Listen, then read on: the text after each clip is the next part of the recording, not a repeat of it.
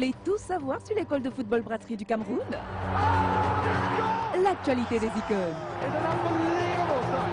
Hier, j'étais là comme vous. La magie du football, c'est le travail et la persévérance. Des stars montantes. Contrôle de la poitrine. Hello everyone, my name is Jay Clinton, but you can call me Clinton. Des lauréats de la Coupe Taupe. Demain, futures étoiles. La mission, c'est d'être un footballeur de haut niveau et de jouer d'équipe nationale de mon pays. Alors, une seule adresse, www.efbc-cm.com. L'Académie des brasseries du Cameroun, c'est l'éducation pour le football et l'éducation pour la vie. Bonsoir à tous, mesdames, messieurs, bienvenue. Vous êtes sur Equinox Télévision. C'est 100% foot qui démarre à l'instant avec nos invités. Mais d'abord, les titres de cette édition. Idriss Carlos Kameni, de retour dans la tanière des Lions indomptables du Cameroun. Le gardien de Malaga en Espagne a été convoqué en sélection ce lundi par Alexandre Belinga pour préparer le match contre le Niger le 13 novembre prochain lors de la première journée des éliminatoires du mondial Russie 2018. Alexandre Belinga, justement, est donc depuis vendredi le sélectionneur par intérim de l'équipe nationale de football senior du Cameroun. Son adjoint Bonaventure Djonkep et lui ont été nommés par le président de la FECAFOOT en accord avec le ministre des Sports et de l'Éducation physique. Panthère sportive d'une des UMS de Loum, c'est l'affiche de la finale de l'édition 2014-2015 de la Coupe du Cameroun de football. Bien évidemment, voilà le menu principal de 100% foot. Nous reviendrons également dans cette édition sur les grands axes de la réunion, les résolutions du comité de la réunion du comité exécutif de la FECAFOOT tenue donc vendredi dernier du côté de Yaoundé. Clément Zeko, bonsoir. Bonsoir Hippolyte.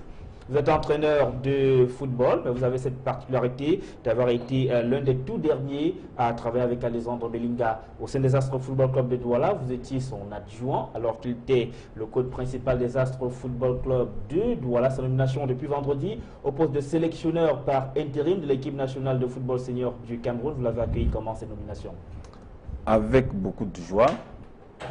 Je me suis vu en train de reconnaître et de remarquer que les connaissances et la compétence qu'on peut dévouer à M. Belinga sont en train d'être reconnues. Et je crois que j'étais très content. Immédiatement après que la nomination soit publiée, j'ai eu l'appel de pas mal de radios et de chaînes de télévision, surtout ces médias de la ville de Douala, alors que je me trouvais à Yaoundé pour essayer d'avoir quelles pouvaient avoir les premières informations qu'on pouvait tirer comme ça sur le pif par rapport à Alexandre Belinga. Cela m'a honoré. Ça veut dire que les gens ont remarqué que j'étais son proche collaborateur et que peut-être j'avais quelques informations qui pouvaient être utiles pour que sur le feu de l'action, l'on ait quelque chose à se mettre sous la dent. Donc j'ai devant avec beaucoup de joie. Et je pense qu'il a le profit de l'emploi, même si c'est dans le cas en urgence qu'on l'y amène avec beaucoup de pression. Je crois qu'il va savoir évacuer ces pressions-là. Et nous allons peut-être, pourquoi pas, au fil de cette émission, essayer d'amener le peuple camerounais à comprendre que le choix n'est pas hasardeux, mais que bon, je peux pas. Peut être l'homme de la situation. Oui, je peux pas justifier, mais véritablement, il faut que nous nous arrangions tous à l'accompagner. Merci Clément Zeko encore d'être sur ce plateau. Je rappelle qu'au moment où cette décision tombe vendredi dernier, vous êtes en plein stage pour l'obtention de votre licence ACAF. C'était du côté de Yaoundé, on aura l'occasion d'en reparler tout à l'heure. Et juste à mes côtés également, Emmanuel Ikumba, entraîneur de football lui aussi, qui connaît bien son collègue Alexandre Belinga. Mais Emmanuel Ikumba est beaucoup plus sur ce plateau pour une autre actualité, celle de la finale de la Coupe du Cameroun, puisqu'il connaît bien les deux clubs finalistes. UMS de Loum, qui a été son dernier club, et la Panthère sportive d'Indé, qu'il a notamment accompagné lors de la saison sportive 2013-2014. Bonsoir Emmanuel. Bonsoir Hippolyte, bonsoir à tous les fidèles téléspectateurs de 100% foot. Bonsoir au coach Zeko. Et je crois que c'est un plaisir de revenir chaque fois sur le plateau, chaque fois que vous m'appelez. Disons que je suis très content de ce que le coach Belinga aujourd'hui va diriger, n'est-ce pas, cette équipe nationale qu'on a tant crié pour qu'un entraîneur local puisse avoir, n'est-ce pas, les commandes. Alors finalement, vous êtes fier de quoi? Fier du choix. Du fait que ce soit un entraîneur camerounais qui prenne les rênes de cette sélection. Oui, je suis fier de ce que c'est un entraîneur camerounais qui prenne les rênes de cette sélection. Je vais aller plus loin. Je suis aussi fier de ce que aujourd'hui, nous avons compris qu'il faut faire avec les joueurs locaux dans cette équipe nationale.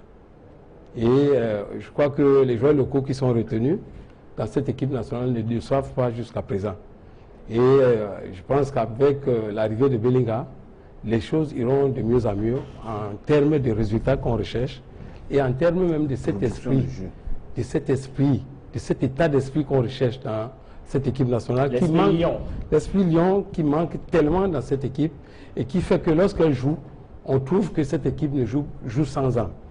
Bon, je suis aussi fier de ce que les équipes Panthère et UMS sont en finale.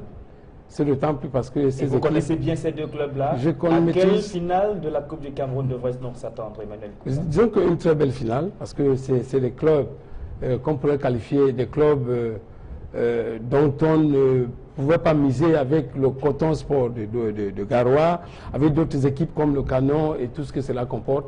Aujourd'hui, on a deux équipes comme celle-là qui donnent des foules, parce que le dernier match que UMS joue ici nous a prouvé que cette équipe est largement soutenue. Et donc avec la Panthère du Nez, qui est soutenue par ces départements, je crois que ça sera une très belle finale. Et donc merci à tous les deux messieurs d'être sur ce plateau. Nous allons évoquer donc cette finale. D'abord, retour sur les demi-finales. Retour justement, la dernière demi-finale c'était dimanche au stade de la réunification de Douala. Botafogo de Douala recevait UMS de Loum qui s'était imposé au match aller. 2-0. UMS de Loum est venu arracher sa qualification à Douala en tenant en échec Botafogo sur un score de parité, 2 buts partout, RBK. Les fans de UMS de Loum étaient déterminés comme les joueurs à signer leur qualification sur le terrain de Botafogo à Douala.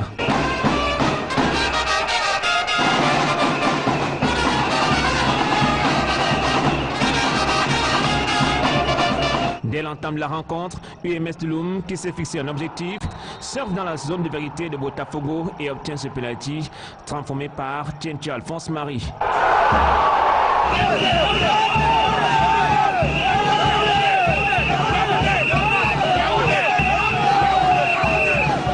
Écorché vif à domicile, Botafogo garde tout son sang-froid et reprend son jeu, fait de courtes passes. Le capitaine Djombisi Hugues à la manœuvre d'ici des bons ballons, mais le club de Loum a verrouillé sa défense. L'entraîneur de Botafogo de Douala, Jam Laurent, agacé par les décisions de l'arbitre Efe Souma, exprime son mécontentement à la main courante. Botafogo de Douala rétablit l'équilibre à la 24e minute par son capitaine, Djombisi Hugues. Un but partout à la pause, c'est le public de UMS de Loum qui tient la vedette dans les gradins du stade de réunification de Douala Bepanda.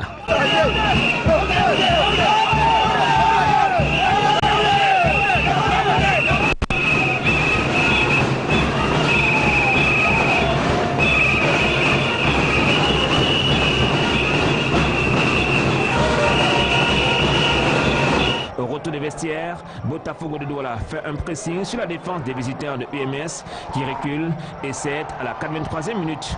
Rudolf Ngombe-Mengue inscrit le deuxième but du club. La joie sera de courte durée chez les supporters de Botafogo de Douala car à la 85e minute, Christian de Gouech, dans une bonne initiative, fait une incursion dans la défense de Botafogo malgré la charge et signe le but égalisateur de UMS de Loum.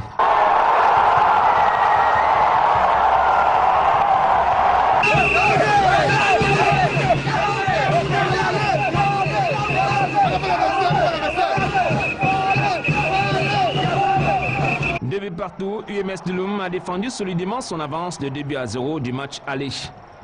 40 ans après l'Aigle Royal du Mungo, UMS de Loum offre une place de finaliste de la Coupe du Cameroun de football au département du Mungo.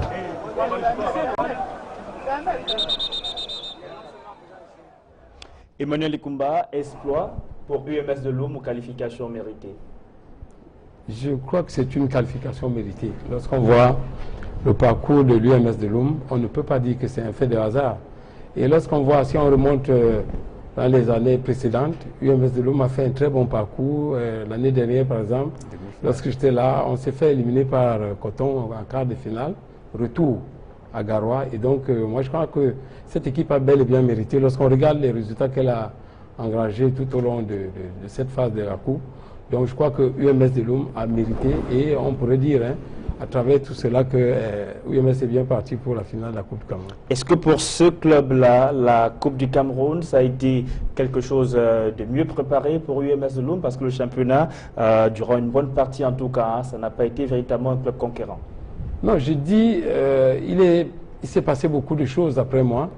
Et certaines choses que j'ai tellement décriées ont été réalisées. Et je crois que cela a abouti à ces résultats qu'on observe aujourd'hui. Et il n'y avait pas une bonne ambiance dans cette équipe. Et au niveau même de l'encadrement de ces joueurs, je crois que tout cela a été rectifié. Et aujourd'hui, on voit ça a porté des fruits. Donc je pense que c'est une équipe qui a un dirigeant qui surprend et qui est capable du bien, du pire et du bien. Et donc quand il se comporte bien, ça se passe bien, il y a les résultats. Et quand il est dans tous ces états, je crois que ça a un impact dans les résultats. Aujourd'hui, je crois qu'il a compris qu'il faut qu'il sache collaborer avec les encadreurs et les joueurs. Et je crois que c'est tout ça qui fait en sorte qu'une équipe, lorsqu'il y a ce climat, elle est, n'est-ce pas, en phase de faire de bons résultats. Et Clément Zeko, il a battu un gros travail. Olivier Nankam, le coach du UMS de Loum, arrivé pratiquement en fin de saison. Oui, mais il faut se rendre compte, ça n'a pas été un long fleuve tranquille pour cette équipe de UMS de Loum. Et battre et éliminer Astre sur 2 matchs, battre et éliminer Botafogo sur 2 matchs, avant éliminer Coton. Vous comprenez que le hasard ne bégaye pas, il y a quelque chose de constant. Et heureusement, un des anciens entraîneur, je veux dire, du combat vient d'en parler parce qu'il connaît bien la maison. Et par moment, c'est ce qu'on reproche au promoteur de UMS. Il est un peu fougueux et parfois emporté par ses élucubrations qui, par moment, l'amènent à sortir du sentier, pourtant louable du sport qu'il a bien voulu promouvoir.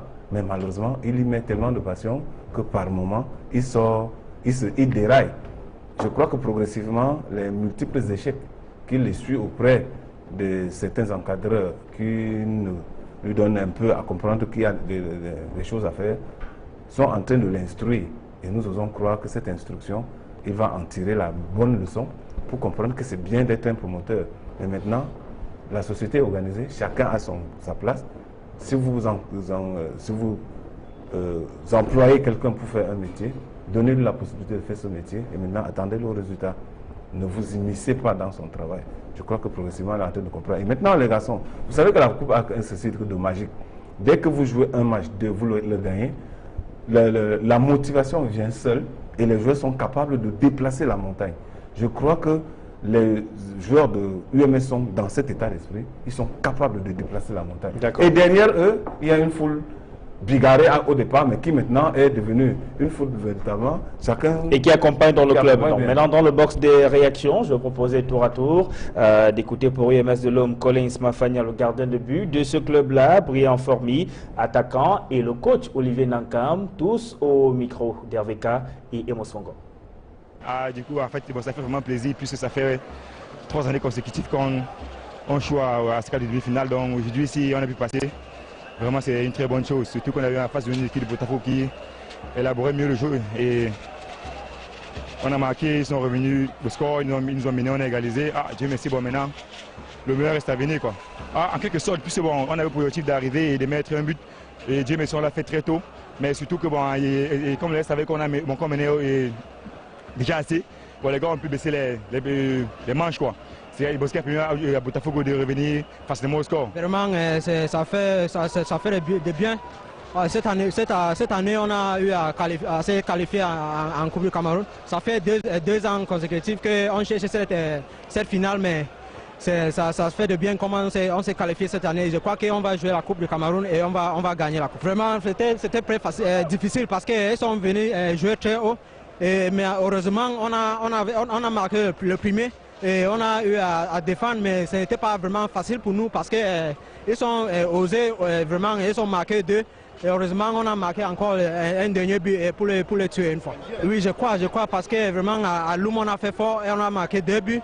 Et ça a fait que L'adversaire a eu un peu peur, mais vraiment on a eu cette occasion de marquer deux buts encore.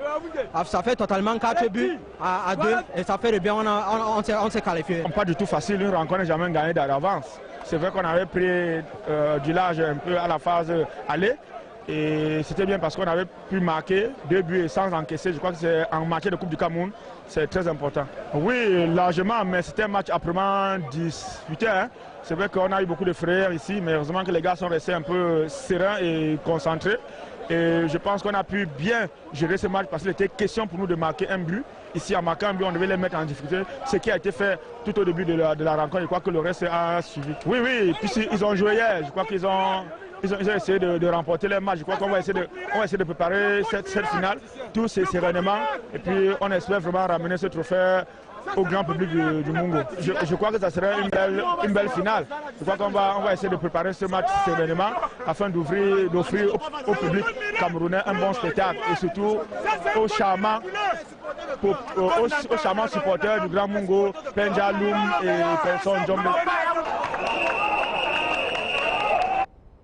Botafogo de Douala ne jouera finalement donc pas la Coupe de la Confédération cette saison en tout cas, après l'échec en championnat parce que Botafogo a terminé la saison étant 4e. Botafogo pensait pouvoir se rattraper en jouant et remportant la finale de l'édition 2014-2015 de la Coupe du Cameroun pour se qualifier pour la Coupe de la Confédération de football. Mais il faudra attendre peut-être la saison sportive prochaine et vous pouvez imaginer la déception au sein de ce club-là. Le coach Diam Laurent qui était en stage à Yaoundé pour l'obtention de la licence ACAF au même titre que Clément Zeko qui est parti par 2 fois au match aller, au match retour pour rejoindre son club et essayer de pousser ses joueurs pour la qualification en finale de la Coupe du Cameroun.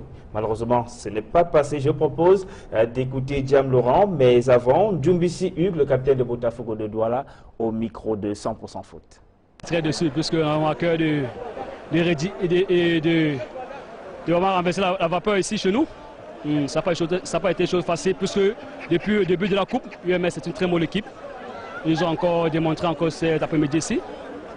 On peut tirer les regrets, mais juste félicitations à UMS. C'est une très bonne équipe. Oui, on peut le dire, puisque la demi-finale, prendre 2 buts à l'extérieur et remonter 2 buts chez nous, ce n'est pas chose facile. Donc vraiment les carottes étaient vraiment cuites depuis le match aller. On avait vraiment à cœur de remonter les 2 buts ici, mais vu vraiment l'offensive de UMS, c'était pas vraiment facile. Vous avez vu, on a marqué 2 buts, ils ont remonté encore les 2 buts. Ils ont une très bonne offensive. Bravo à UMS vraiment et j'espère vraiment qu'ils vont remporter la finale. On peut dire c'est juste et vraiment c'est un truc de nous sommes vraiment immatures, on peut le dire, puisque vraiment nous sommes une jeune équipe. Nous venons juste de monter en première division. Et vraiment, on espère vraiment que l'année prochaine, on aura encore vraiment, encore des choses à démontrer encore de ce championnat. On va bien se reposer, préparer la saison prochaine. On espère vraiment que la saison prochaine serait bonne pour nous aussi. Oui, une très bonne expérience, puisque vous avez vu, la majorité de nos joueurs, vraiment, c'est une équipe que nous sommes montés ensemble. Depuis la Ligue 2, nous sommes montés ensemble. Et vous avez vu aussi, on a beaucoup recruté les jeunes joueurs de la D2 régionale. Vraiment une très bonne expérience. Et vraiment, les petits, vraiment un grand coup de chapeau. C'est décevant, même si je crois que les enfants ont tout donné. Ils ont poussé. Peut-être, je peux le dire, la meilleure équipe a gagné. Il faut reconnaître le mérite de UMS cet après-midi. On a très mal démarré le match avec un but qu'on a pris à la 50e seconde. Je crois que ça nous a sérieusement emmerdé. Mais c'est ça la dure loi du foot, on fait avec. On va très vite se calmer les enfants et permettre de repartir l'année prochaine normalement. Non, je ne veux pas dire ça, je ne veux pas dire que ceux qui étaient là n'ont pas fait quelque chose. Je dois plutôt remercier grandement ceux qui étaient là, qui ont vraiment beaucoup bossé pour qu'on arrive là. On a produit un beau jeu. Je pense que s'il n'avait pas plu, on aurait dû avoir un autre match. Malheureusement, la pluie s'est mêlée, ça ne nous a pas beaucoup aidé. Je dois reconnaître que l'UMS était dans les bonne disposition, bravo à eux et bonne chance pour la suite. Voilà, il fallait que ça s'achève un jour. Je dois seulement avoir un regret, c'est que nous perdons à chaque fois au seuil de la gloire. Je crois qu'en championnat, on a perdu en dernière journée. En coupe, on perd en dernière journée. Je crois que c'est très difficile. c'est la dure loi du foot, il faut faire avec, il faut accepter la réalité, bravo aux autres, mais je voudrais que dorénavant qu'on permette à ce que les joueurs aient plus de spectacles que les arbitres. Dans l'autre demi-finale jouée samedi à Baganté, la Panthère sportive d'Undé n'a pas fait cadeau à Fethiye Football Club de Bandjoun. Les Jumentos sont imposés par 3-0 après un match nul d'un but partout à Bandjoun une semaine plus tôt. Fethiye Football Club est donc recalé, ne jouera pas cette finale de la Coupe du Cameroun. Ce sont donc les Jumentos qui vont y aller après l'échec en 2014 face à Coton Sport de Garoua. La Panthère avait été battue 0 contre 2 par les Coton Culteurs. Je propose de revenir sur le match de samedi entre la Panthère sportive d'Undé et Fethiye Football Club de Bandjoun. C'était au stade municipal de Baganté avec Jérôme Narcisse Obzi. Au terme d'une rencontre très enlevée disputée samedi dernier à Baganté, la Panthère sportive d'Undé venait de se qualifier pour la finale de la Coupe du Cameroun de football. Nous avons fait seulement ce que nous leur avons demandé de faire. Et aujourd'hui, c'est la finale, il n'y a rien de plus que cela. Nous avons misé essentiellement sur notre ligne d'attaque pour que, avant que les 45 premières minutes ne soient terminées, que nous ayons fait la différence. Dieu seul sait que les enfants ont compris ce qu'il y avait lieu de faire et ils l'ont fait. Vraiment, toutes les félicitations à ces enfants. 3 buts inscrits respectivement à la 9e minute par Boyomo et à la 25e et 37e minute par Edouard. Ici, on a déjà les regards focalisés sur les préparatifs de la Coupe du Cameroun. Oui, la Coupe du Cameroun, vous savez, je leur ai dit au départ, nous sommes à 45 minutes de la main tendue du chef de l'État. Il ne faut pas louper cette opportunité. Ils l'ont saisi et aujourd'hui, je crois qu'il ne manque plus qu'à la réaliser. Nous allons, n'est-ce pas, mettre ce qu'il faut sur pied et le reste, n'est-ce pas, devrait suivre. Déception totale pour une équipe de Fethiye FC qui n'était véritablement pas dans ses beaux jours. C'est ça le foot. C'est pas tous les jours que ça va marcher dans le football. Donc, quand ça arrive ainsi, on va prendre ainsi. C'est ça le football. Donc, on va juste se remettre en cause et puis préparer la saison prochaine. On a fait une très belle saison. D'aucuns ne savaient même pas qu'on pouvait arriver à ce stage. Donc, nous y sommes arrivés et puis, bon, on remet. Fethiye FC aura tout de même eu le mérite d'atteindre pour la première fois ce stade de la compétition. Je dirais que c'est le premier but que nous avons pris à l'entame de jeu qui nous a vraiment tué le moral parce que nous sommes venus dans l'intention de ne pas encaisser et de tout faire pour marquer aujourd'hui. Mais nous avons péché en concédant 3 buts tellement faciles que nous n'avons pas l'habitude de concevoir. Je crois qu'il n'est pas donné à n'importe qui d'arriver dans le dernier carré de la Coupe du Cameroun. Je crois que peu sont ces footballeurs-là, même les footballeurs qui sont à l'équipe nationale. Il y en a certains qui ont joué au Cameroun mais qui ne sont jamais arrivés au dernier carré de la Coupe du Cameroun. Et je crois que pour nous, Fethiye FC, nous avons fait une bonne saison, malgré que nous avons raté nos 2 objectifs. Et je crois que la saison a été bonne et nous sommes fiers, nous, pour cette saison 2015. La Panthère sportive d'Undé, tout comme l'année, sera bel et bien au rendez-vous du premier sportif camerounais à Yaoundé pour disputer la 4e finale de son histoire. Et il y a une grosse ambiance qui a précédé ce match samedi à Baganté. Cette ambiance d'ailleurs s'est poursuivie pendant la rencontre au stade municipal de Baganté. Je vous propose donc de revenir sur ces moments plutôt forts, une fois encore avec Jérôme Narcisse Obzi. 3-0, nous sommes à l'aise. Le ball va seulement marcher. On avait tout prévu, tout est prévu. C'est un supporter de la Panthère sportive d'Undé qui n'en revient pas après la qualification de son club pour la finale de la Coupe du Cameroun de football. Ici, l'euphorie est générale.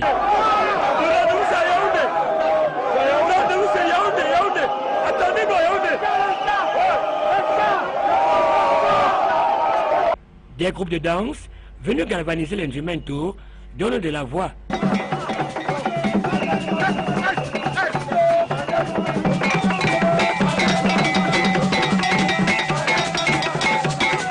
Chaque supporter de Jumento a son mot à dire.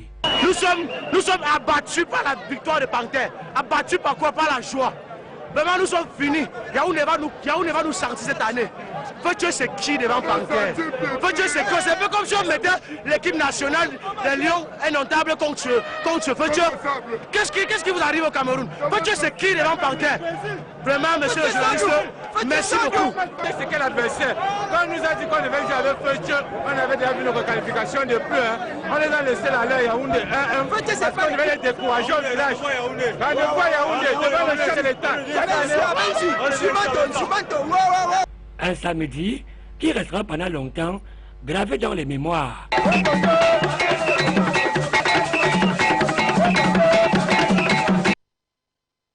Jean sur le ballon, face à David, lui présent en métal. Jean Ferré sur la gauche, la commande patient, l'arbitre siffle et fait faute. David remet le ballon en jeu, passe pour Guidon qui presse 1, 2, 3, et tire encore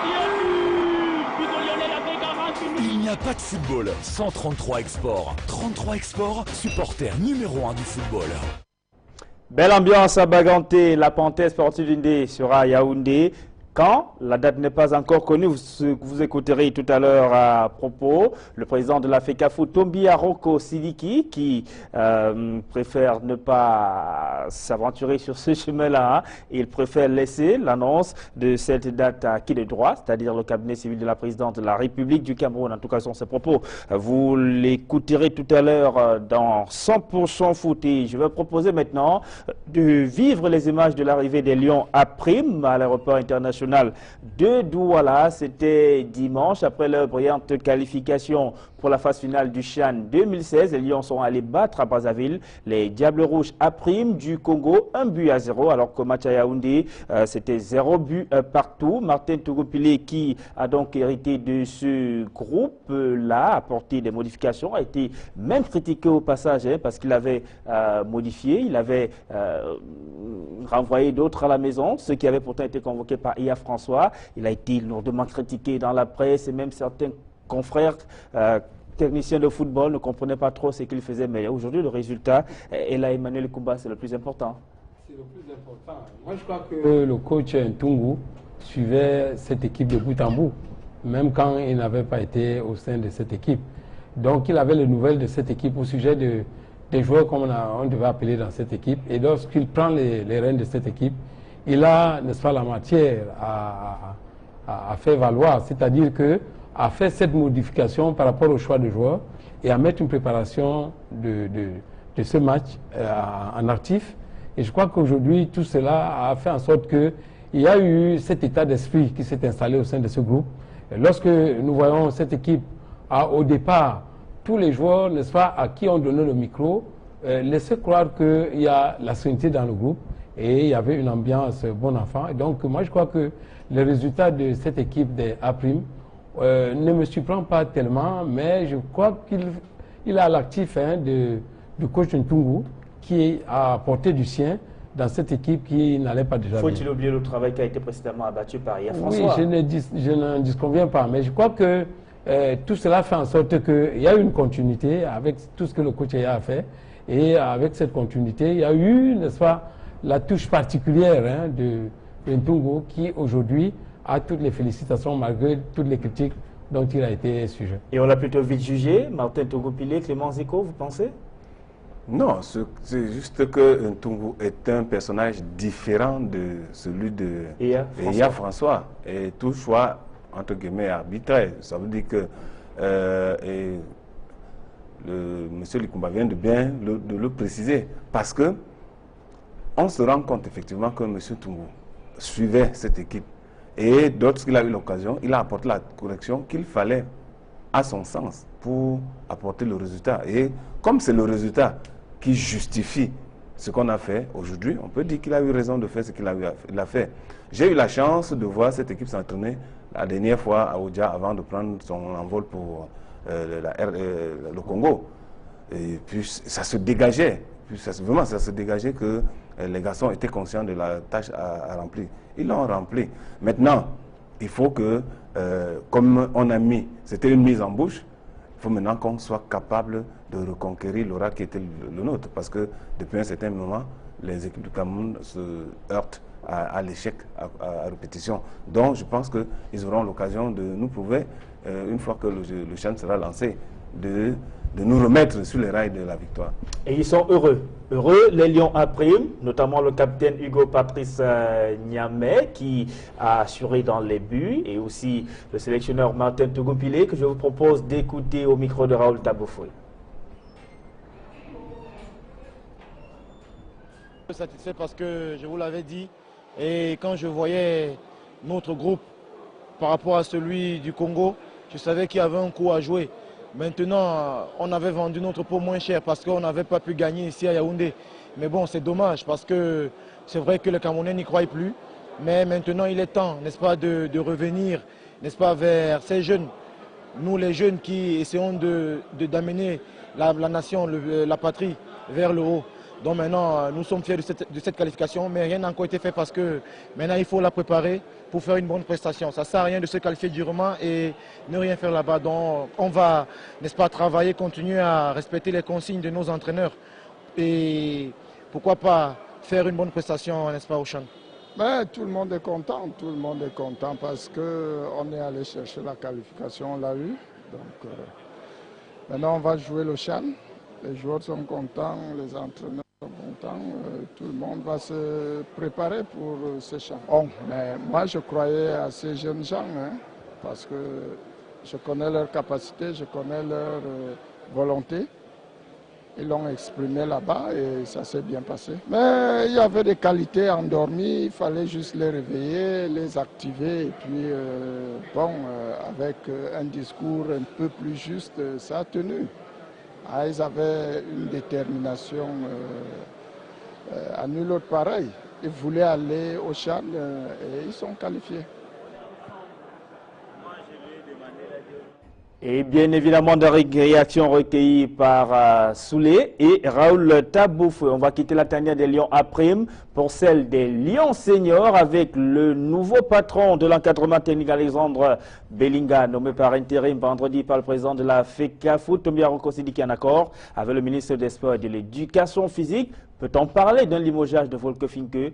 Oui, répondent beaucoup de personnes interrogées. Je propose plutôt ce reportage de Aïe Cyril qui a pris part vendredi aux travaux du comité exécutif de la Fédération camerounaise de football, et c'est de là qu'est sortie cette décision.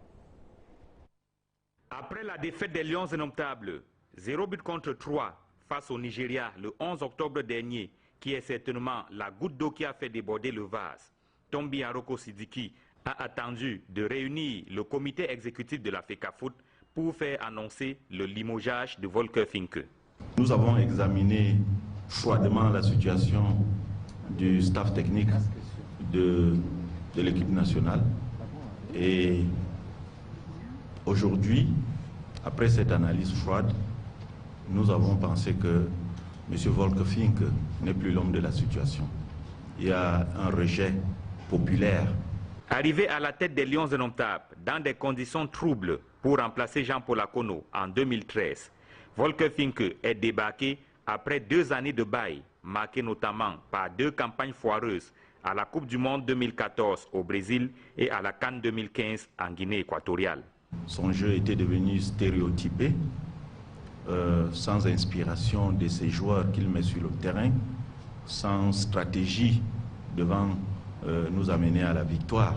Et c'est pour ça que nous avons pensé que pour redonner confiance à cette équipe qui a pourtant des talents, qu'il fallait se séparer de M. Volker Finke.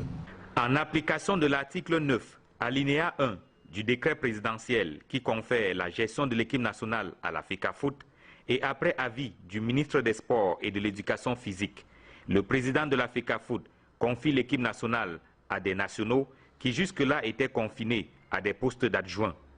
Alexandre Belinga, le nouveau coach par intérim, est secondé par Bonaventure Djonkep. Nous n'avons pas voulu lancer une prospection. Il était question de trouver de la ressource humaine à l'intérieur. M. Belinga, c'est un Camerounais, pour nous, qui mérite notre confiance. Il a fait un parcours de la base au sommet. Et aujourd'hui, nous pensons qu'en tant qu'adjoint dans ce staff, il était capable de gérer cet intérim. Premier test pour ce nouveau staff le 13 novembre prochain à Niamey. Le Cameroun sera face au Niger dans le cadre de la première journée des éliminatoires de la Coupe du Monde Russie 2018. Tania. C'est donc clair. Pour Tombia Roko Sidiki, Volker Finke a purement et simplement été limogé. Volker Finke, après analyse, on a constaté qu'il n'était plus l'homme de la situation. Il y avait un rejet populaire. Il présentait un jeu décousu, sans inspiration de ses joueurs et sans stratégie adéquate. Si Tombia Roko Sidiki, vous pensez que c'est assez, ça justifie assez le limogeage de Volker Finke, cette soutenance de Tombia Roko Sidiki, le président de l'Africa Foot? Oui, je pense que le moment était, n'est-ce pas, indiqué pour que ces messieurs ne soient plus dans cette équipe nationale. Je voulais remontrer en disant que tout au long de son séjour avec les adjoints nationaux, la collaboration n'était pas bonne. Elle n'existait même pas du tout. Et donc, quelque chose que le coach Belinga souvent décrit, tout à fait, ouvertement. Tout à fait. Et donc, lorsque vous avez un staff technique où il n'y a pas de sérénité, il n'y a pas de collaboration, je pense qu'il faut mettre un terme à cela. Et donc aujourd'hui que Belinga prend les rênes de cette équipe nationale, le public camerounais, lorsqu'on fait le sondage sur l'opinion sportive, est d'avis que les nationaux dirigent cette équipe. Mais maintenant, il faut que nous tous, nous leur donnons ce coup de poing, ce coup de pouce pour qu'ils puissent exercer bien leur métier, pour qu'ils aient des arguments, pour qu'ils se sentent soutenus, pour qu'ils fassent bien leur métier. Et donc, au-delà du fait qu'il n'y avait pas de collaboration dans cette équipe, il n'y avait pas de résultats en tant que tels. Et cela a fait que, sur le plan sportif, beaucoup de Camerounais étaient déjà découragés de ce que leur équipe nationale ne leur donnait plus cette joie-là. Et donc, il fallait vraiment des hommes nouveaux et des hommes qui ont un profil ici au Cameroun, qui sont convaincants, parce que personne n'ignore la personnalité de Belinga, personne n'ignore le talent dans l'entraînement que regorge un Jonke Bonaventure. Donc je pense que c'est des hommes à qui il faut faire confiance et le président de l'Africa Foot l'a si bien compris. L'absence de résultats dans la tanière Lions indomptables du Cameroun avec Volker Finke, ça n'avait que trop duré, Clément Zeko? Trop duré. On peut rire de la situation un peu, simplement que on limoge, entre guillemets, Volker Finke au sortir d'un match amical. Pourtant, on a fait des compétitions officielles où on était dernier et on ne l'a pas limogé. C'est à ce moment-là qu'il fallait le limoger. Il fallait le limoger puisque s'il faut s'en tenir au résultat, c'est le résultat des situations officielles qui fait foi. Ce n'est pas le résultat des matchs amicaux. Donc, c'est pour dire que ça a on a pris du temps, ça a trop duré. Et quand on remarque l'état d'esprit dans l'équipe, il y a encore quelque chose à dire. Je voudrais simplement dire que Volker Finke a mené l'équipe, on a été dernier. On n'a pas besoin d'une qualification autre pour être dernier. Ça veut dire que même si on vous remet cette équipe-là, vous qui n'avez rien en matière d'entraînement comme connaissance, vous pouvez, au pire des cas, vous serez dernier, autant que Volker Finke. Donc, il ne nous a rien apporté. Maintenant, dire de la situation de Belinga. Oui, Belinga et Jonke, je pense que ce qui à mon sens, met un peu la pression, c'est qu'on voudrait d'abord les regarder sur les 2 matchs aller et retour avant de... Non. Nous avons en perspective une campagne qui, normalement, doit aller en 2019. Parce que la campagne de 2017 est une campagne intermédiaire. Comme nous allons organiser chez nous en 2019, je pense que si nous nous projetons sur 2019, il faut donner les mains libres pour que sur cette Olympiade, sur ces 4 ans-là, qu'on bâtisse. Il y a, et je sais, je le dis parce que je connais qui est Alexandre Belinga, qui est Jonke. C'est les 2 hommes. Je les connais suffisamment bien. Il faut leur donner un projet. Aujourd'hui, nous sommes tentés de demander qu'est-ce qu'on avait donné à Volker Finke comme cahier de charge. Est-ce qu'il a réalisé ce cahier de charge? Je ne pense pas. Donc, pourquoi mettre la pression pour dire que sur 2 matchs, ils n'ont pas fait ceci? Non, c'est véritablement, à mon sens, je trouve que non, il ne faut pas mettre une pression parce que hier, on n'a pas mis cette même pression. Mais malgré cette pression, je suis conscient que la qualité du jeu déjà va changer, l'état d'esprit va changer. Parce qu'on a souvent décrié. Et vous avez été l'adjoint d'Alexandre Belinga chez les Astro Football Club de Douala. Qu'est-ce qui vous a marqué dans sa manière de travailler? C'est un grand pédagogue, c'est un père, père au sens paternel, malgré son tempérament apparemment épidermique, parce qu'il ne sort de ses gonds que quand on l'a provoqué. Si vous ne provoquez pas, Alexandre, jamais de la vie, vous n'allez entendre sa voix s'élever. C'est un pédagogue. J'ai tellement appris auprès de lui dans la gestion des situations de crise, parce qu'on voit simplement les joueurs au quotidien sans comprendre que gérer les joueurs au quotidien, ce n'est pas une petite chose. Donc, c'est un pédagogue, c'est un très bon entraîneur, c'est un bon manager, et je pense que associé à Bonaventure Djonkep, ça fait un bon tandem, ça fait un bon duo. Il faut leur donner la possibilité de travailler de manière sereine, non de les mettre sous pression. Ils sont extrêmement sous pression avec le match contre le Niger. C'est vrai qu'on va faire sans ingérence. Oui. Voilà, mais Clément Zeko, je veux permettre également à nos téléspectateurs d'en savoir davantage sur le sélectionneur par intérim des Lions indomptables du Cameroun, Alexandre Belinga. Qui est-il? Je propose quelques tentatives de réponse et de découverte de l'homme dans l'élément qui suit. Je crois que n'eût été cette entame de match catastrophique, on aurait pu prendre les 3 points.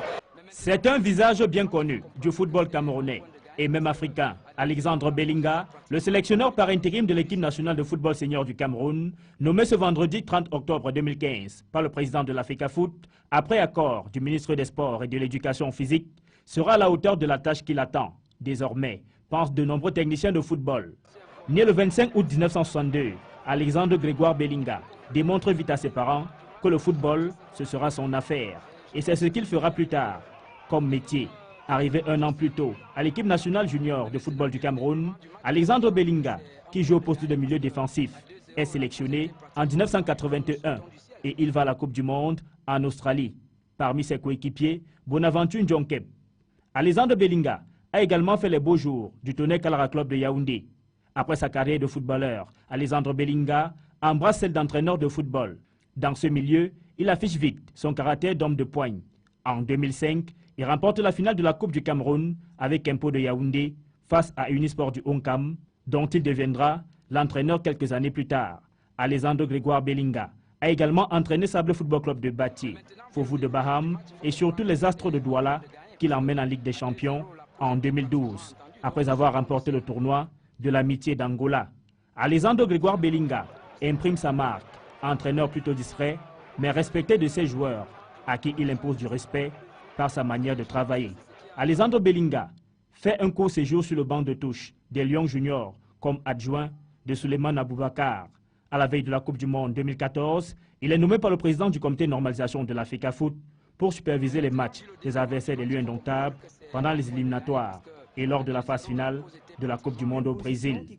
Alexandre Belinga, de retour de la Coupe du Monde, devient au même titre que Bonaventure Djonkep, entraîneur adjoint de l'équipe nationale senior du Cameroun, jusqu'à ce 30 octobre 2015, où il est nommé par intérim sélectionneur de l'équipe nationale de football senior du Cameroun. Et cette question, Emmanuel Likumba, pourquoi sélectionneur par intérim? Pourquoi ne pas lui donner de manière officielle et définitivement, en tout cas pour un certain contrat à une durée peut-être déterminée, les rênes de cette sélection nationale senior du Cameroun? Avant de répondre à cette question, Clément Zeko a évoqué le fait que dans le cahier de charges qu'on leur assigne, il est question qu'ils gagnent le match du Niger en aller et retour. C'est donc une trop grosse pression. C'est pour dire que l'entraîneur camerounais n'est toujours pas valorisé. Il est toujours pris à la légère. C'est comme si on lui donnait une chèvre et on tenait la corde. On va peut-être dire de manière claire tout à l'heure, on écoutera le président de l'Africa Foot sur le sujet. En fait, ce n'est pas clairement dit que l'observation, c'est sur le match contre le Niger en aller et retour. L'Africa Foot s'est défini une certaine période d'observation et après, on verra la suite. C'est ce qu'a fait le président de la Fédération camerounaise de football. Ok, bon, mais moi je dis, donc, après ces 2 matchs, j'espère que une fois les avoir gagnés, ils vont bénéficier, n'est-ce pas, de la faveur de tous les pronostics, de toutes les faveurs, du mérite par rapport à ces 2 matchs, à la qualité du jeu et au résultat, pour qu'ils soient définitivement à cette équipe nationale. Et Clément Zeko disait également qu'il est question aujourd'hui de faire un projet. Parce qu'après le match contre le Niger, il est question que les compétitions continuent. Maintenant, s'il n'y a pas de projet par rapport au cahier des charges qu'on doit leur donner, on sera confronté à une situation telle que si jamais les résultats ne suivent pas ce qu'on ne souhaite pas, on va se mettre à chercher d'autres entraîneurs alors que déjà, on a fait confiance à ceux-ci. Donc moi, je vois que vivement que déjà, je souhaite qu'ils gagnent le match pour qu'ils puissent continuer et qu'à la suite de cette qualification, qu'on fasse un projet pour que ces enfants et ces entraîneurs puissent évoluer librement. Et vous pensez, Clément, qu'il faudra enlever ce verrou de l'intérim? Oui, il faut enlever.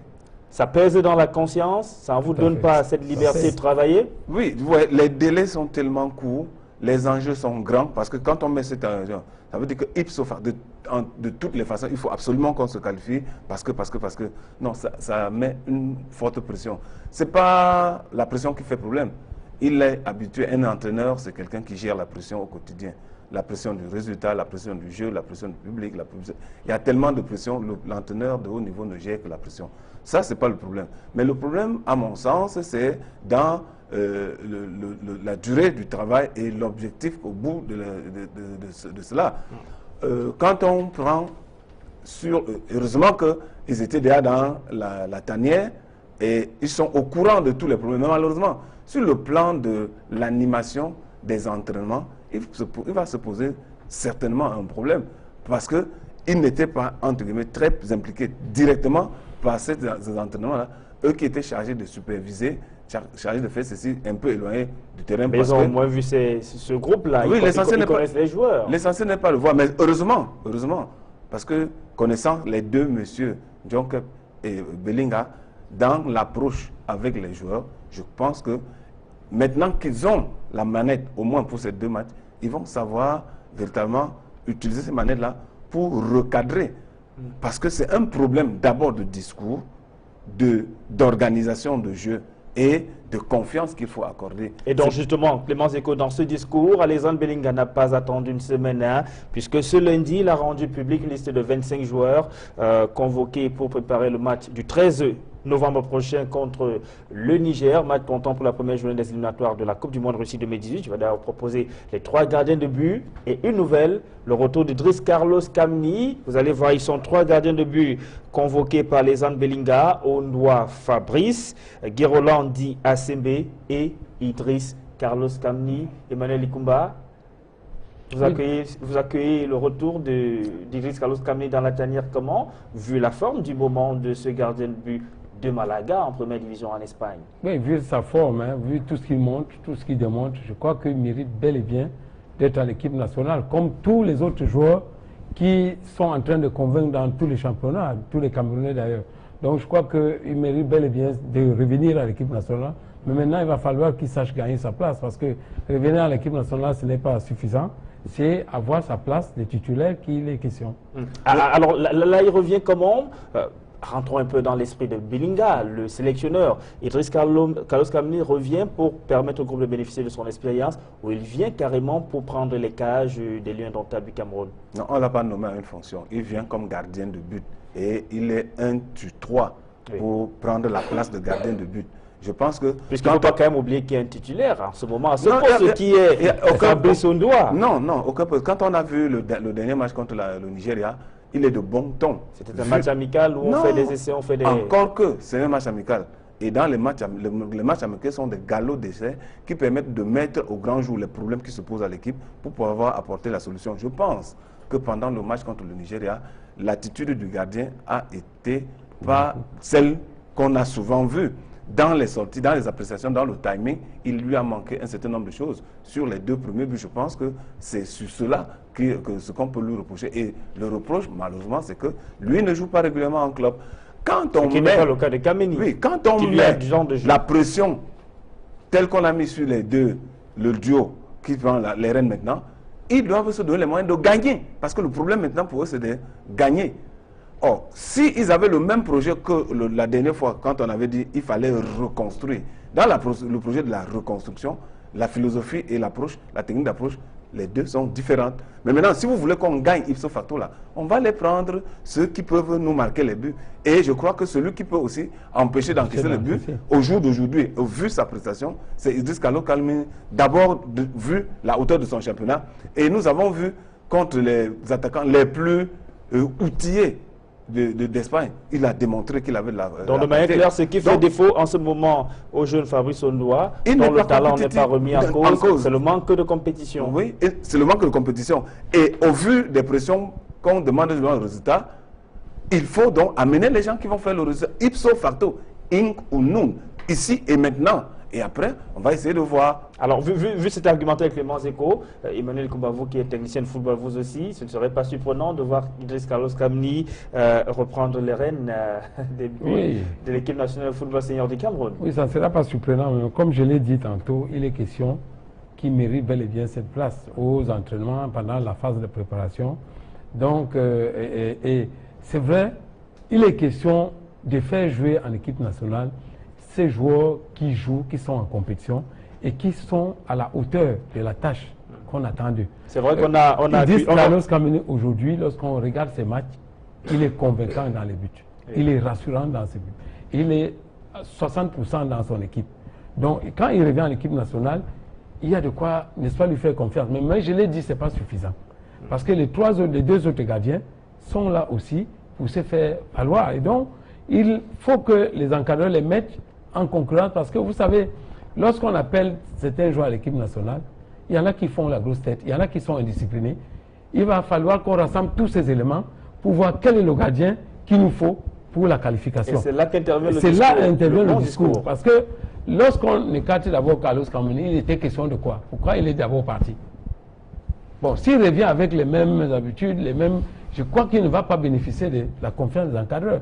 Donc, comme je disais tantôt, ces critères de sélection des trois gardiens va faire en sorte qu'on puisse les départager. Maintenant, le critère seul de sélection que Kameni est en compétition, il est convaincant dans son équipe nationale, est insuffisant. Donc, c'est ce que moi je voulais faire compétition. Mais vu l'aura, vu la prestation de ces derniers temps jusqu'à Kameni, ce serait très très difficile de l'appeler pour le mettre au banc. Ce serait extrêmement difficile. Vu la dernière prestation de Ondoa contre le Nigeria, et vu ce que fait Kameni maintenant, je vous dis, ce sera extrêmement difficile d'appeler Kameni pour le mettre au banc. Alors, on s'appuie sur ce que disent les entraîneurs de football sur ce plateau et pour jouer un peu les petits sorciers. Et Idriss Carlos Kameni vient pour prendre les cages des Lions indomptables du Cameroun. En tout cas, la décision revient à Lisandre Belinga. Défenseurs, ils sont 9 au total, convoqués par le sélectionneur.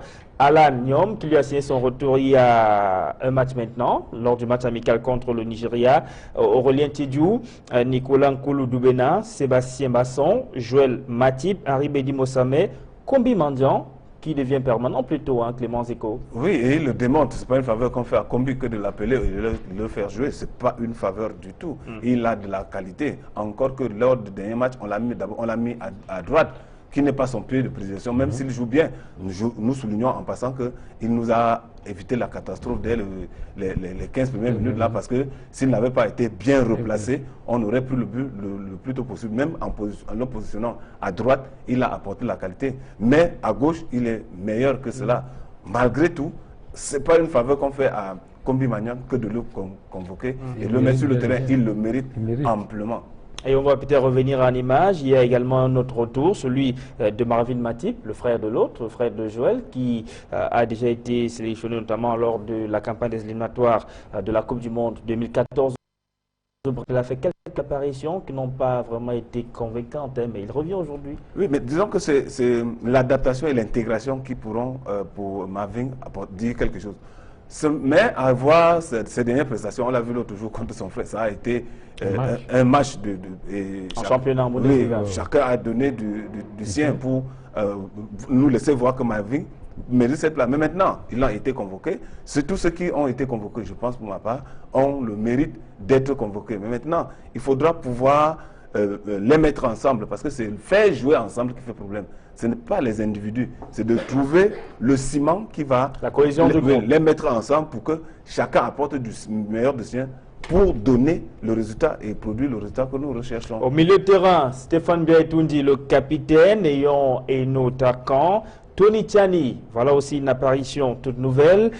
Cédric Loé, Siani Sébastien, que vous connaissez bien, très bien. Franck Combe, qui lui aussi est de retour après la CAN en Guinée équatoriale. Voilà donc pour le milieu de terrain, où il y a quand même quelques nouvelles arrivées. Hein.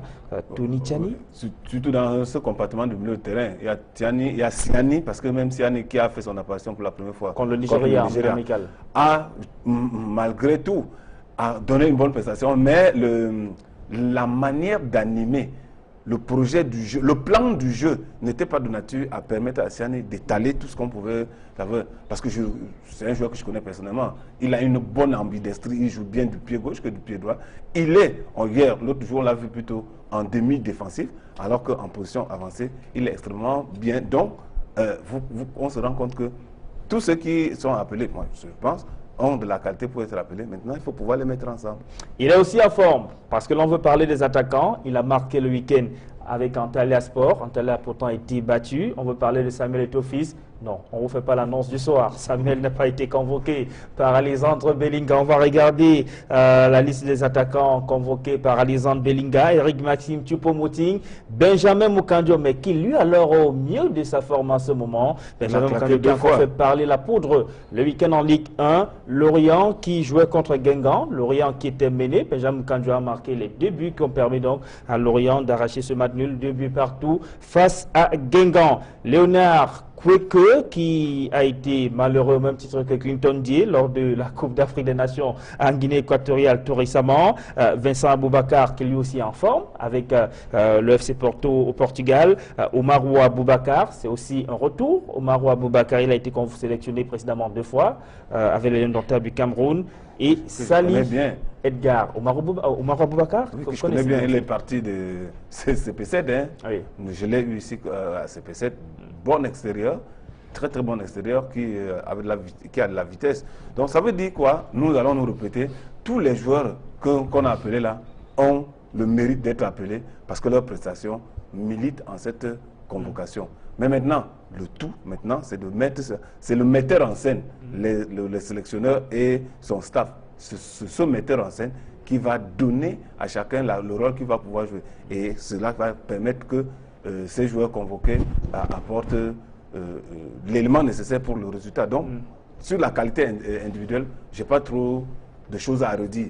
Mais maintenant, la mise ensemble, c'est ça le problème. Et Emmanuel Ikumba, en attaque, on n'a pas eu l'impression que Volker-Finke, ces derniers temps, a su combiner son attaque avec Eric Maxime Choupo-Moting. C'est vrai qu'il n'a pas beaucoup joué, néanmoins avec les Lions indomptables du Cameroun, parfois pour des blessures. Benjamin Mukandio, Léonard Kweke, Clinton Dié, Vincent Aboubakar, Salih Edgar. Comment est-ce qu'il va falloir composer cette attaque-là? Oui, il est question que, comme le coach Zeko le disait, de constituer une équipe de football. Une équipe de football qui doit d'abord produire du jeu. Parce que pour qu'on puisse gagner, puisque les gens attendent la victoire de la manière, il est question que ces enfants, on les fasse travailler, qu'on fasse une équipe et qu'on fasse le bon choix.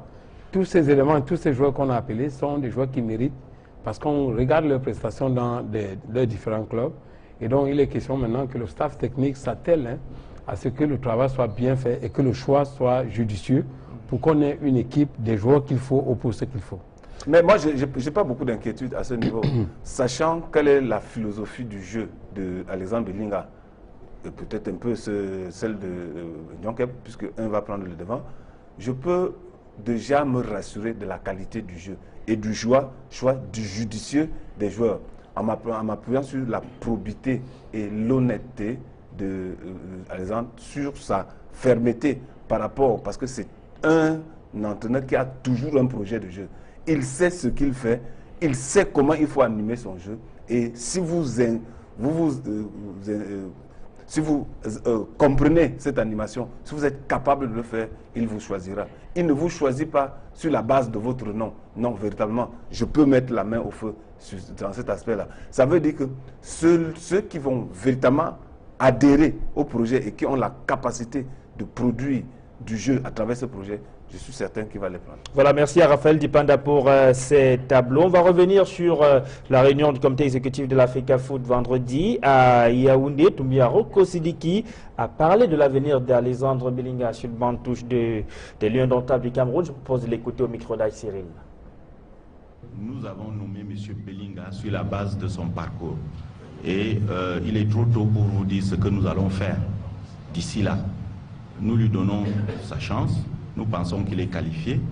Et donc, avant les 2 matchs aller et retour, Niger-Cameroun, Cameroun-Niger, nous ne pouvons pas vous dire ce que nous allons faire. Et donc, il nous appartient à nous d'apprécier comment il va gérer les 2 matchs.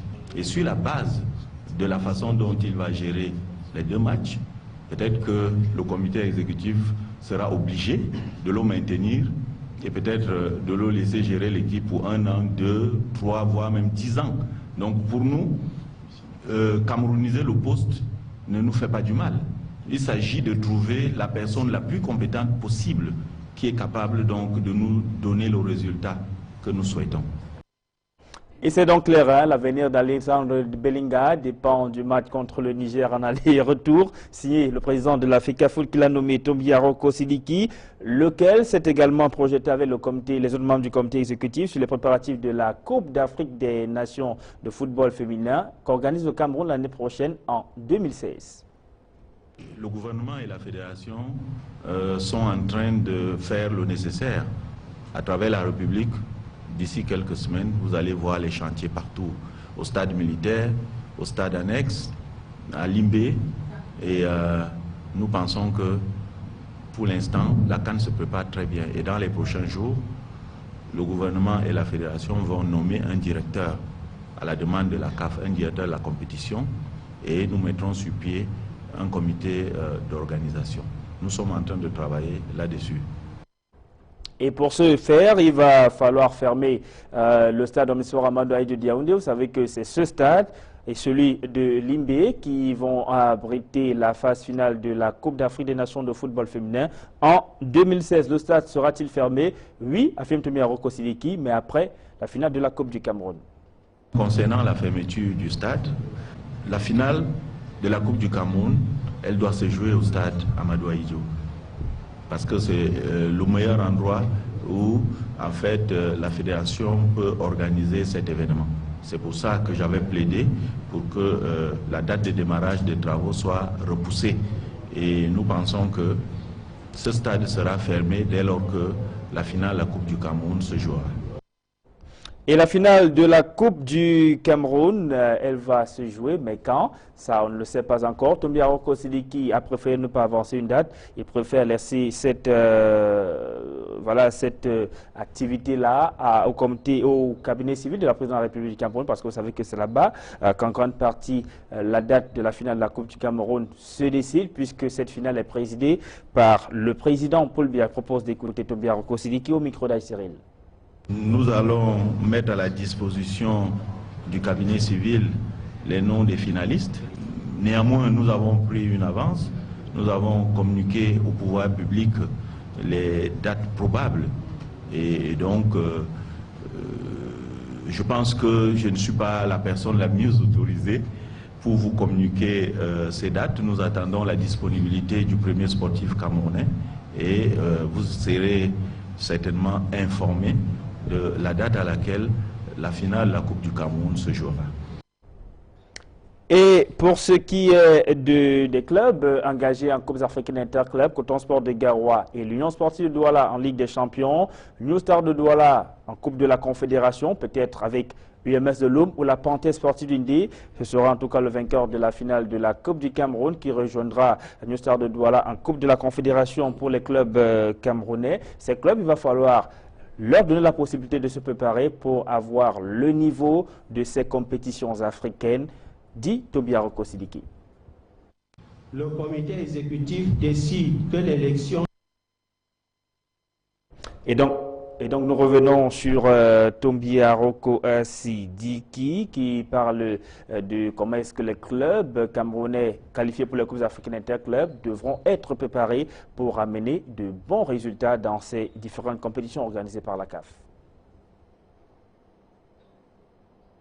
Le comité exécutif demande à tous les clubs de se conformer à la législation en vigueur sur l'agrément des associations sportives ainsi qu'au règlement de la FICAFOOT au plus tard le 31 août 2016.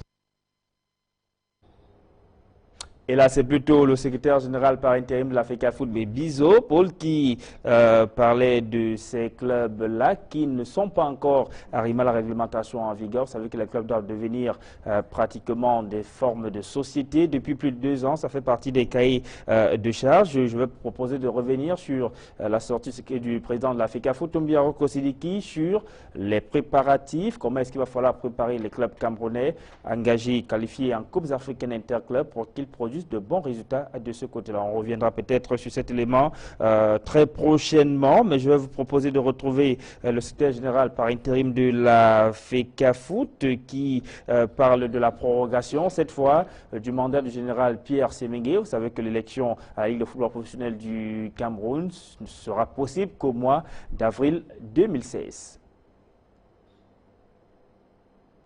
Le comité exécutif, après avoir examiné le fonctionnement actuel des différentes compétitions, décide que l'accession en Ligue 2 se fera à l'issue d'un tournoi interpool réunissant les champions des ligues régionales à compter de la saison sportive 2015-2016. L'examen des candidatures à l'organisation de cette compétition se fera sur la base d'un cahier de charges mis à la disposition des ligues régionales candidates par la FECAFOOT. Jean sur le ballon, passe à David, lui présent en métal. Jean passe sur la gauche, la commandation, l'arbitre siffle et fait faute. L'arbitre remet le ballon en jeu, passe pour Guidon qui freine 1, 2, 3, un tir en portier. Il n'y a pas de football sans 33 Export. 33 Export, supporter numéro 1 du football. On vous le promet, hein, nous y reviendrons sur ces différentes sorties du secrétaire général par intérim de la FECAFOOT qui s'est exprimé à l'issue des travaux du comité exécutif de la Fédération camerounaise de football tenu vendredi à Yaoundé. Entre autres annonces, le retour du tournoi Interpool. Ce fut un grand moment dans le football camerounais, hein. Emmanuel Ikumba. Oui, c'était une période de fête, de retrouvailles et une période au cours de laquelle on remarquait que la compétition était âprement disputée et l'expérience qu'on a de ces moments, c'est que toutes les équipes qui accédaient en première division étaient des équipes qui s'en sortaient mieux dans ces championnats de première division. Et donc, il y avait de la compétition par rapport à ce qui se passe aujourd'hui, où on a l'impression que c'est tout un autre championnat que les équipes jouent parce qu'il y a beaucoup de voyages. Donc cette fois-ci, les équipes vont se retrouver dans une ville où elles vont se préparer à l'image de la Coupe des Nations. Elles vont se retrouver, elles auront des terrains d'entraînement, elles auront leur QG, elles pourront s'organiser pour faire des matchs et avec des supporters qui vont venir de partout pour soutenir leur équipe. Je crois que ça a été bien pensé par rapport à tout cela, que nous puissions vivre, parce que vous vous rappelez des années précédentes, lorsqu'on avait des matchs ici, Fédéral de Fumban, Bamboutos de Mbouda, on voyait, n'est-ce pas, l'effervescence dans les stades et les supporters qui venaient acheter des tickets, ça faisait un peu de bombe dans les poches de ces différents clubs. Donc vivant que cette compétition reprenne les Interpools pour que, n'est-ce pas, qu'on revive encore ces moments. Parce que nous, lorsque nous étions des acteurs, nous avons participé aux Interpools. Je me rappelle le match piment de Bayangam, Dynamo de Douala à Yaoundé, où le match s'est achevé en queue de poisson. Et c'est les supporters qui ont pris le devant pour que cette partie n'aille pas jusqu'à son terme. Je rappelle que vous étiez joueur de Dynamo de Douala à l'époque. Clément Zeko, Interpol à Douala, c'était pas loin d'une Coupe d'Afrique des Nations. Hein. Bien entendu, je crois que revenir sur le problème de l'Interpol résout le problème du manque de moyens financiers qui se pose avec acuité aux différentes équipes qui, une fois devenues championnes, doivent pouvoir concourir pour entrer en élite. Je crois que c'est à l'issue de l'examen de cette situation-là que l'Interpol revient. Maintenant, il faudra résoudre non seulement ce problème-là, le problème des infrastructures doivent aussi, ce problème-là doit être entièrement et véritablement résolu pour que on allie la compétition à l'essentiel même, le jeu. Nous voyons aujourd'hui, hein, on peut bien être content à Loum d'être en finale, mais maintenant il faut remarquer que le stade de Loum, ce n'est pas un stade pour le football. On peut être très content à Mbouda d'avoir un stade, mais la surface de jeu, c'est pas véritablement ça. Il y a un projet à la FECA Foot en ce moment, le pour projet, mettre des gazons synthétiques dans la plupart de ces stades. Oui, le projet, on l'a toujours mis des projets. Il faut passer à l'acte. Il faut véritablement passer. Commencer par la surface de jeu. Oui. Commencer par la surface de jeu et faire les autres progressivement. Mais que la surface de jeu donne à l'acteur et au spectacle ce qu'il faut. Maintenant, comment vendre le spectacle? Ce sera facile à résoudre. Il faut d'abord que le spectacle soit, qu'on produise ce spectacle. Le Cameroun rend hommage à Issa Hayatou, l'un de ses fils, qui est président de la Fédération internationale de football association par intérim depuis quelques semaines. Issa Hayatou a donc été célébré ce jour du côté de Yaoundé. Des moments plutôt forts qui ont connu la présence de beaucoup de membres de nombreux membres du gouvernement. Hein. Il y avait beaucoup d'acteurs de sport. L'ancien capitaine des Lions indomptables du Cameroun, Tato Stéphane, qui a d'ailleurs fait un discours rendant hommage à Issa Hayatou. Je vous propose ce reportage de Aïe Cyril qui était présent avec Joël Essengue.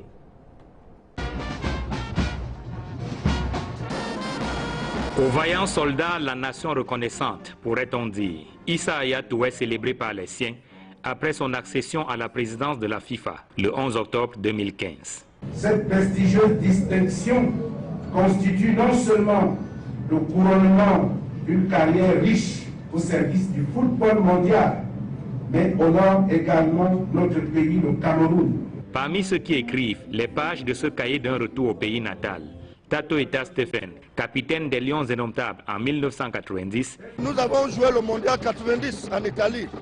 Et nous étions les premiers Africains à arriver à ce niveau de quart de finale. Aujourd'hui, nous avons un fils, un frère, un papa, tout pour nous, qui est devenu le premier Africain à être président de la FIFA. Pour boucler ce concert d'éloges, Sarah Liengou Etongue, la reine de la montagne, présente au nom de la nation le cadeau symbolique. Au moment de prendre la parole à son tour, Issa Hayatou ne résiste pas aux éloges prononcés à son égard.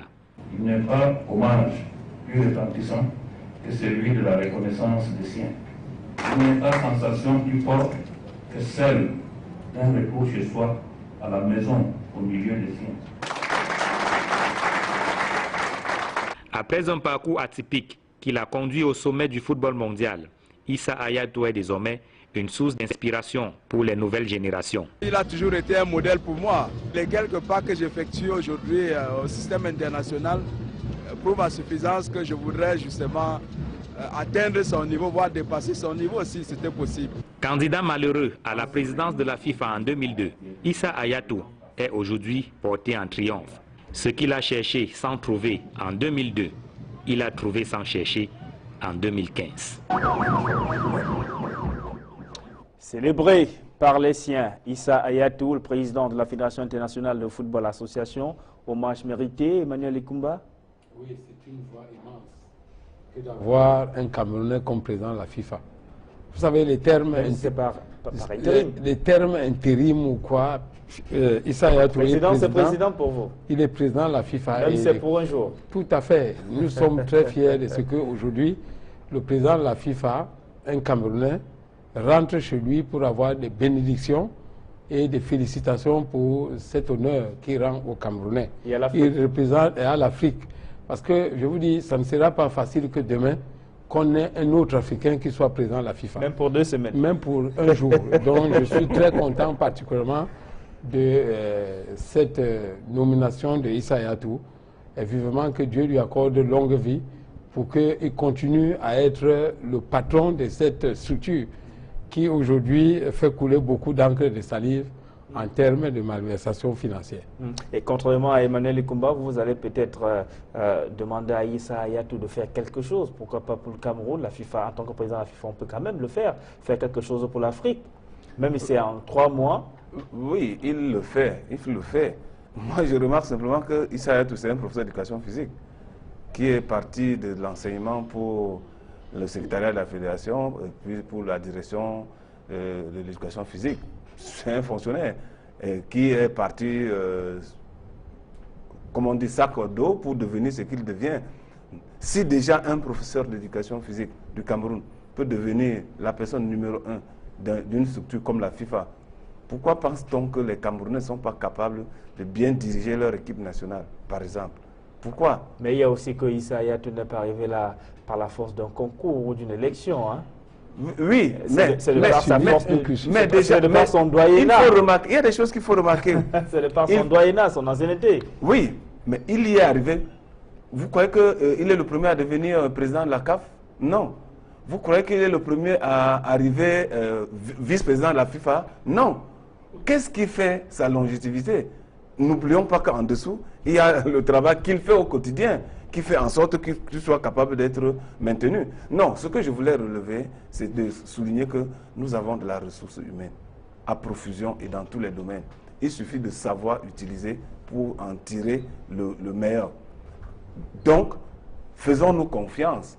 Faisons confiance, et je reviens là au staff technique de Lyon, faisons confiance. Donnons-leur un projet normal et on pourra les juger sur le résultat. Le sport, je vous en prie, le sport nous donne des leçons que nous refusons de comprendre. Le sport nous fait comprendre que ce n'est pas le grade qui confère la compétence, mais c'est la compétence qui peut vous conférer le respect. Parce que, évidemment, quand vous avez un certain grade, on pense que sur la base de ce grade-là, vous pouvez faire quelque chose. Et une fois devant l'épreuve, on se rend compte que vous vous êtes caché dans le cocon du grade, que vous n'avez que le contenant et que le contenu, il n'y en a pas. Or, le football nous démontre que si vous êtes blessé à l'instant-ci, meilleur joueur du monde, vous êtes blessé, vous ne pouvez pas jouer. Et vous n'avez pas l'impression... Mais si on veut, je vous en prie, mais si vous voulez vous appuyer sur son passé, pour dire que comme c'est le meilleur joueur du monde, malgré sa blessure, non, à un moment donné, Inc. ou non, ici et maintenant, si vous n'êtes pas capable de produire le résultat qu'il faut, on vous met de côté. Et bien on mettra de côté. Alors Emmanuel Koumba, n'avez-vous pas l'impression que même le ciel est en train de redorer le blason du football camerounais là? Oui, il y a eu trop d'années de crise. Il y a eu trop d'années de crise. Il y a qu'avec cette nomination de Issa Hayatou comme président de la FIFA, il n'y a que les A' nous donnent encore espoir avec leur qualification pour le CHAN.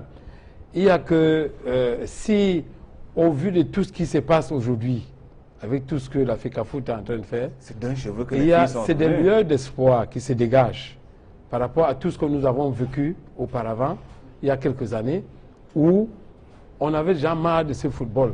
Les gens en avaient déjà marre. Les résultats n'étaient pas bons. Tout ce qui s'est passé était mauvais. Et les gens s'accordaient à dire même que, vivement qu'on suspende même toutes les compétitions internationales pour qu'au sein de notre tanière, c'est-à-dire au Cameroun, qu'on s'organise mieux pour les lendemains meilleurs. Donc moi je dis, c'est des étoiles qui brillent aujourd'hui, qui donnent espoir aux footballeurs, qui donnent espoir au public qui a aimé le football, qui a épousé le football, qui a adopté le football comme une religion. Le football camerounais, vraiment que ça renaisse. Et cette religion, les entraîneurs de football aussi essaient de l'apporter comme ils le peuvent. De jeunes entraîneurs, d'ailleurs, comme Clément Zeko, mais déjà aguerris, qui se battent au fil des années pour ajouter notre corde à leur arc. Vous revenez de Yaoundé, on en parlait en tout début d'émission, pour ce stage en vue de l'obtention de votre licence à CAF.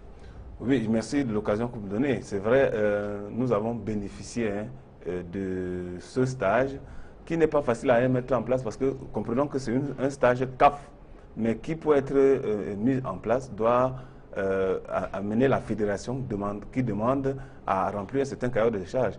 Or, au lendemain des élections à la Fédération camerounaise de football, tenir une élection comme ça veut simplement dire qu'en dessous des élections, il y avait des gens qui travaillaient pour que ce stage-là ait lieu. Oui. Nous étions 25 et je profite de l'occasion pour saluer tous les 25 qui ont bravé les 14 jours pour pouvoir tenir, parce que ça n'a pas été très facile.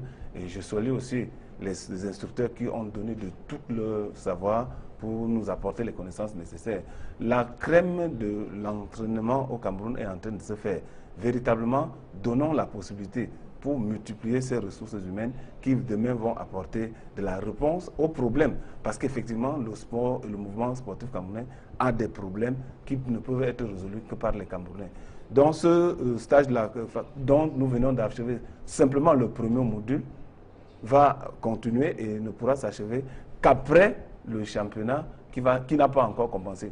Vous comprenez que le stage en club qui va commencer dès maintenant là, va amener les gens à s'aguerrir. Et demain, pourquoi pas, les résolutions, comme je disais, vont pouvoir sortir des différentes cuvées. C'est la deuxième promotion qui est en chantier. Et donc, chers messieurs, tous deux techniciens de football, je vous dis merci Clément à vous d'être venus sur le plateau 100% foot. Bon vent pour la suite de votre carrière avec vos différents modules de formation et autres. Merci à vous Emmanuel Ikumba aussi d'être venu. On n'a pas beaucoup été au parfum de votre actualité ces derniers temps-ci. Hein. Des sollicitations pour la prochaine saison sportive. Après UMS de Loum, vous êtes revenu dans la région où vous avez choisi de travailler avec les jeunes. Est-ce que vous pensez rebondir en Ligue 1 ou en Ligue 2, en tout cas en dimension professionnelle? Oui, pourquoi pas. Il y a beaucoup de sollicitations, mais vous savez, les gens comme nous n'aimons pas faire beaucoup de bruit. On aime, n'est-ce pas, que sur le terrain qu'on constate qu'on est en train de travailler, parce qu'en fait, l'entraîneur de football, c'est sur le terrain qu'on le reconnaît, et moins aussi sur les médias. Donc, il y a beaucoup de sollicitations. Actuellement, je suis avec une structure de la région qui se porte tant bien que mal. Je crois que lorsque le championnat régional va s'achever, on saura à quel poste, n'est-ce pas, cette équipe, cette structure qu'est le Russe de Douala va occuper. Donc pour le moment, je suis avec cette équipe et avec beaucoup de sollicitations, je crois que... Ça se passe plutôt bien ce championnat, qui va à la vitesse rangée? Disons que ça se passe tant bien que mal avec tout ce qu'il y a comme incongruité et tout. Bon, nous faisons avec, mais l'essentiel est que les enfants ont retrouvé le chemin de terrain. Vous savez, ça fait longtemps que les enfants ne s'expriment pas. Et aujourd'hui qu'ils jouent, il y a de la gaieté, il y a de la joie et c'est l'essentiel. Merci à vous, mesdames, messieurs, d'avoir été encore au rendez-vous de 100% foot ce soir. N'oubliez pas, le prochain rendez-vous, c'est lundi prochain lorsqu'il sera 20h45. Merci à toutes les équipes techniques qui m'ont accompagné autour du réalisateur Amos Fongo. Merci à Raphaël Dipanda, monsieur tableau de 100% foot. Au revoir, à lundi prochain.